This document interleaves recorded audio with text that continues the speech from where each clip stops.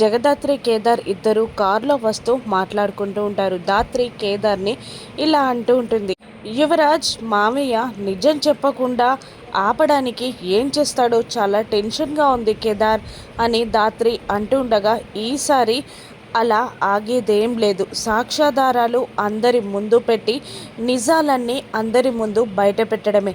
ఈసారి నాన్న నోటి నుండి నేను ఆయన కొడుకునని, ఆ ఇంటి వారసున్నాన్ని అందరి ముందు ఒప్పుకునేలా చేయడమే ఇక యువరాజ్ ఏం చెయ్యలేడు అని అంటూ ఉంటాడు కేదార్ కాన్ఫిడెంట్గా. కానీ దాత్రి ఇలా అంటూ ఉంటుంది, ఆస్తి కోసం వదిననైనా మోసం చేయడానికి వెనకాడడు కేదార్ ఆ యువరాజు. అటువంటిది ఈ విషయాన్ని అంత ఈజీగా వదిలిపెడతాడంటే నాకు కాస్త టెన్షన్గానే ఉంది. యువరాజ్ ఏం చేస్తాడో అని అంటూ ఉంటుంది దాత్రి కేదార్తో. యువరాజ్ వైజయంతి కూడా మాట్లాడుకుంటూ ఉంటారు.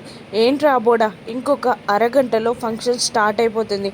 ఫంక్షన్ స్టార్ట్ అయితే ఆ కేదార్ నా కొడుకే అని మీ నాన్న అందరి ముందు అనౌన్స్ చేసేస్తాడు. ఏదో ఒకటి చేసి ఫంక్షన్ ఆపరా అని అంటూ ఉంటుంది వైజయంతి. ఇప్పుడు ఎవరో ఒకరు హాస్పిటల్ పాలైతే దాత్రి కేదార్ సుధాకర్ అదే మా నాన్న కొడుకని చెప్పడం కూడా మర్చిపోతుంది. ఎవరు ఎవరు అని ఆలోచిస్తూ ఆ ఇంట్లో వాళ్ళందరినీ తలుచుకుంటూ ఉంటారు యువరాజ్.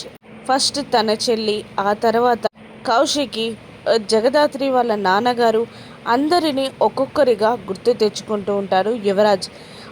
ఏదో ఒక ఐడియా తట్టినట్టు చిరునవ్వు నవ్వుతాడు యువరాజ్. కింద హాల్లో వీరశంకర్తో కౌశికి మాట్లాడుతూ నిలబడుతుంది. రేఖ వాళ్ళందరూ అక్కడే నడుస్తూ ఉంటారు. దాత్రి వాళ్ళ నాన్న దగ్గరే ఉంటుంది. ఇక ఒక ఫిష్లు పెంచే వాటర్ గ్లాస్ ట్యాంక్ని తీసుకొని పైనుండి కిందున్న వాళ్ళ తలపై పడేలా విసిరేస్తాడు యువరాజ్. కింద ఆ గ్లాస్ ట్యాంక్ పడిపోగానే అందరూ షాక్గా పైకి చూస్తారు.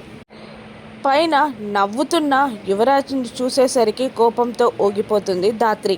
ఆ గాజు గ్లాస్ ట్యాంక్ ఎవరిపై పడింది? వీరశంకర్ పైనే పడిందా?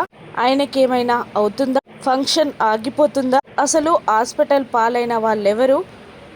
ఫంక్షన్ ఆగకుండా దాత్రి కేదార్ వీరశంకర్ ఏం చేస్తారో రాను ఎపిసోడ్స్లో చూద్దాం. Thank you for watching.